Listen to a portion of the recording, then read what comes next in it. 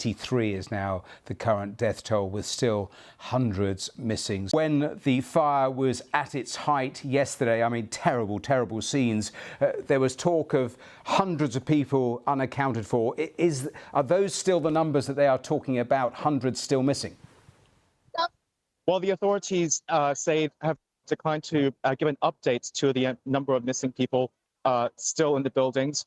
Fire officials had earlier come out and said that they do not plan to give an assessment yet on how many survivors they may find in the buildings right now. And they say that they're laser focused on just saving as many lives as they can. However, fire officials have also confirmed that the fires in the 3 remaining buildings have been brought largely under control. From where I'm standing and from where I can see, there are still firefighters pouring water on those buildings.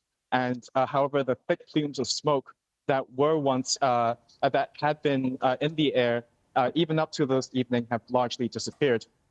There are glimmers of torchlight in some floors of these buildings, and which are perhaps signs of rescuers going through floors to look for survivors. Well, that was Ryan Chang, a freelance journalist, talking to me a little earlier, just reflecting what it's like now. This, of course, was the height of the fire, and those are horrifying pictures, and of course that's what those 700 plus firefighters were having to deal with. But the numbers keep going up. Just in the last half an hour it has been reassessed. 83 is now the current death toll, with still hundreds missing, so that number again is likely to go up. But all of the while the firefighters still at the scene. I'll show you the live pictures now, because they're still damping down those 7 or 8 tower blocks, and occasionally they again erupt with small pockets of flame. So that's the latest in terms of picture and detail from Hong Kong.